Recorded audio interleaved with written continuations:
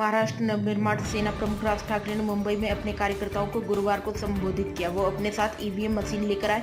इसमें कैसी गड़बड़ी होती है इसका प्रेजेंटेशन देने के लिए 2 लोगों को भी साथ लिया।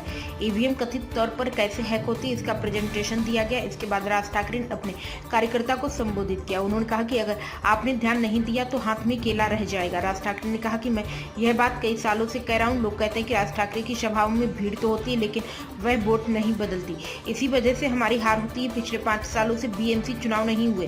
पूरा खेल फिक्स है। चुनाव आयोग कहता है कि सीसीटीवी लगाना प्राइवेसी का उल्लंघन है। ये बात समझ में नहीं आती। इसके लिए बहाने बनाए जाते हैं। इसके आगे उन्होंने कहा, जब मतदाता सूची साफ हो जाए तब चुनाव कराओ। अगर हम हारते हैं तो हार स्वीकार करेंगे। चुनाव कराकर सत्ता में आने के बाद मनमानी की जाती है। इन सभी शहरों पर इनकी नजर है। स्वाभिमान गिरवी रखना इसकी भी एक हद होती है। इसके साथ ही उन्होंने कहा कि रायगढ़ और शिवनेरी में पर्यटन के नाम पर नमो सेंटर बनाया जा रहा है। ये खड़ा करो और फिर तोड़ दो, यह नीति चल रही है।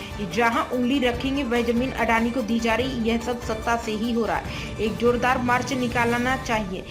दिल्ली को समझ में आना चाहिए कि यह मोर्चा क्यों निकाला जा रहा है। जो कुछ भी हो रहा है वह मतदाताओं का अपमान है। एमएनएस प्रमुख ने कहा, मुख्यमंत्री बनने के लिए कितनी चापलूसी करनी पड़ेगी, कुर्सी के लिए कितनी लाचारी दिखानी पड़ेगी।